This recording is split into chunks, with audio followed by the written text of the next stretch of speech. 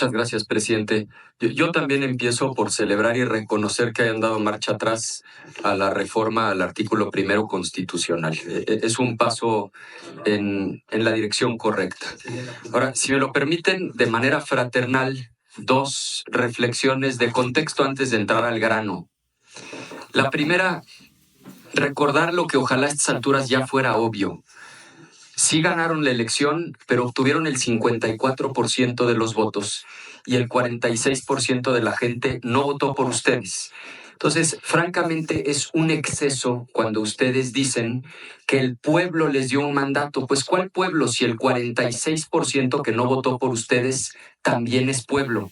Y segundo, este pleito que ustedes se traen con el Poder Judicial, se los digo de manera fraterna, me parece los tiene verdaderamente cegados. Porque se inventaron un remedio, de veras lo creo, y no estoy usando un adjetivo contra una persona en lo particular, me refiero al conflicto que traen contra el Poder Judicial, porque inventan un remedio que aparentemente les da el triunfo en esta batalla frente al Poder Judicial, pero me parece que es una medicina que acaba aparentemente con el padecimiento, pero mata al enfermo. Y creo que no exagero y lo voy a tratar de explicar con claridad. Decía el senador Insunza ahora antes de iniciar la sesión, tengamos un debate constitucional.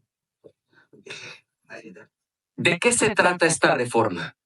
La reforma se trata, para efectos prácticos, como ya lo dijo muy bien Gonzalo Yáñez, cuando se reforme la Constitución, será imposible impugnar la reforma. Es decir, no procede amparo, no procede acción de inconstitucionalidad, no procede controversia constitucional. Creo que en eso estamos de acuerdo. En eso consiste la reforma. Ahora, si bien la versión de ayer era, algunos pensamos, grotesca por explícita, la versión de hoy sigue siendo muy grave por los efectos prácticos, porque miren, en abstracto no suena tan grave. Se reforma la Constitución, imposible impugnarla. Pero yo los invito a que hagamos la reflexión en concreto, observando ejemplos prácticos, tanto de forma como de fondo, para entender la magnitud de lo que esto puede implicar. Entonces, empiezo con la forma. Imagínense ustedes, y creo que lo que voy a plantear no está alejado de lo que podría ocurrir, que simple y sencillamente no se publica el dictamen a discutirse.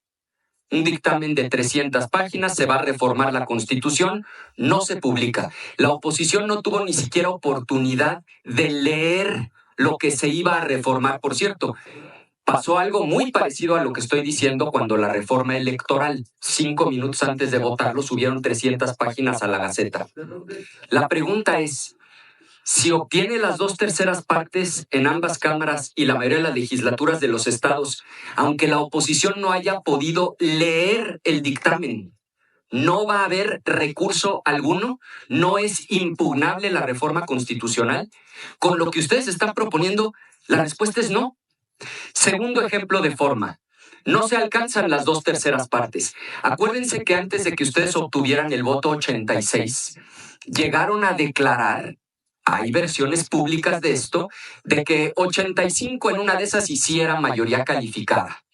¿Qué hubiera pasado si la presidencia de la Cámara hubiera cantado la mayoría calificada con 85 votos? Y otra vez, no estoy planteando aquí la magnificación apocalíptica, estoy poniendo un caso concreto.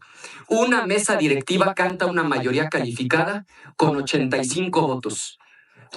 O con 80 o con 79. Lo que ustedes están planteando es que no es impugnable, no existe vía.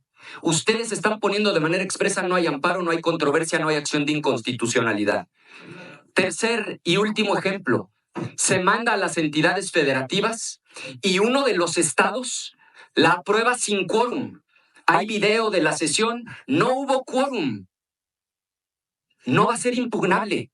a pesar de que es evidente que no se cumplió con lo que establece el 135.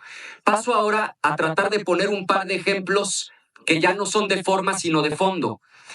Decía un ministro de la Corte recientemente en una sesión, decía, pero a ver, entonces, si se estableciera en la Constitución la tortura, los azotes, la pena de muerte, la esclavitud, prohibir el voto de las mujeres, ¿en serio, si se obtienen las 2/3 partes en ambas cámaras y mayoría en las legislaturas de los estados, no existe recurso legal alguno? De ese tamaño es el problema que muchos estamos viendo.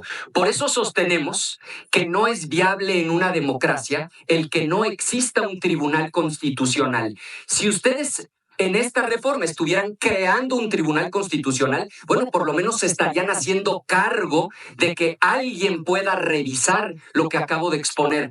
Pero simplemente decir de un plumazo, nunca, por ningún motivo, bajo ninguna circunstancia, procede acción legal alguna contra reforma constitucional, hace posible todo lo que acabo de exponer. Y miren, yo sé que muchas y muchos de ustedes van a decir, nosotros en Morena no vamos a cometer esos excesos, nosotros no vamos a cometer esas barbaridades. Yo nada más les recuerdo que no estamos discutiendo los estatutos de Morena, estamos discutiendo la Constitución mexicana y esta Constitución va a aplicar con ustedes y con quien esté en el futuro. Y les recuerdo que en 2019... Senador Anaya, concluyo en un minuto.